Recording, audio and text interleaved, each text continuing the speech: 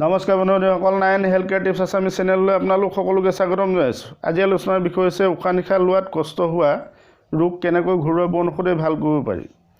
সাধাৰণতে এই ৰোগ কি কাৰণত হ'ব পাৰে জানো আহক। হাৰ্টৰ সমস্যাৰ বাবে, হাঁপানি বা এজমাৰ বাবে, নেমুনিয়া ৰোগ হ'লেও এই ৰোগ হ'ব পাৰে। টিবি ৰোগৰ বাবে, অভাৰৱেটৰ বাবে, বায়ু প্ৰদূষণ আৰু লাঞ্চ ইনফেকশ্যনৰ বাবে এই ৰোগ হ'ব পাৰে। উশাহ নিশাহ লোৱাৰ সমস্যা ভাল হোৱা ঘৰুৱা বনৌষধিৰ বিষয়ে জানো আহক। ৰচুন 5 ফুটা বাকলি গুচাই পিচি ল'ব, জালুক 5টা পিচি ল'ব, মৌজোল 4 চামুচ ল'ব, পানী 50 গ্ৰাম প্ৰায় আধা কাপ উতলাই কুহুমীয়া কৰি ল'ব। গোটেইকেইটা সামগ্ৰী কুহুমীয়া গৰম পানীত মিহলি কৰি খালী পেটত খাব। এই ঔষধটো খাওঁতে প্ৰায় 20 মিনিটৰ ভিতৰত খাব লাগে। এই ঔষধটো 30 দিন নহ'লে 45 দিন ব্যৱহাৰ কৰিলে সুফল পাব। 2 নম্বৰটো হৈছে কাজি নেমু এটাৰ ৰস উলিয়াই ল'ব, মৌজোল 4 চামুচ ল'ব।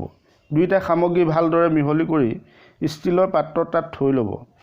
পানী গৰম কৰোঁতে সেই পানীত পাত্ৰটো থৈ কুহুমীয়া গৰম কৰি ল'ব। এই ঔষধটো খাওঁতে প্ৰায় 15 মিনিটৰ ভিতৰত খাব লাগে। এই ঔষধটো 30 দিন নহ'লে 45 দিন ব্যৱহাৰ কৰিলে সুফল পাব। গৰুমূত্ৰ খাব পাৰিলে এই ৰোগৰ পৰা হাত সাৰি থাকিব পাৰিব। এই গৰুমূত্ৰ পতঞ্জলি দোকানতে পাব। খোৱাৰ নিয়ম হৈছে গৰুমূত্ৰৰ বটলৰ কাক বা ঢাকনটোৱে 1 কাপ খালী পেটত খাব লাগে। এই ঔষধটো 3 মাহ ব্যৱহাৰ কৰিলে সুফল পাব।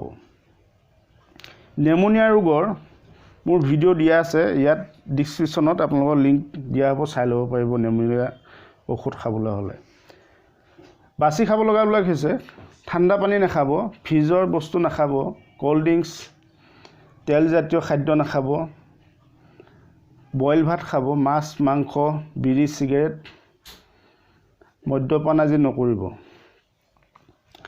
শেষত আপোনালোকৰ অনুৰোধ, যিসকলে মোৰ চেনেলটো এতিয়ালৈকে ছাবস্ক্ৰাইব কৰা নাই, ছাবস্ক্ৰাইব কৰিব, লাইক কৰিব, শ্বেয়াৰ কৰিব আৰু কমেণ্ট কৰিব। আৰু ফেচবুকত চাই থকাসকলে লাইক কৰিবলৈ নাপাহৰিব। আজিলৈ ইমানে, ধন্যবাদ।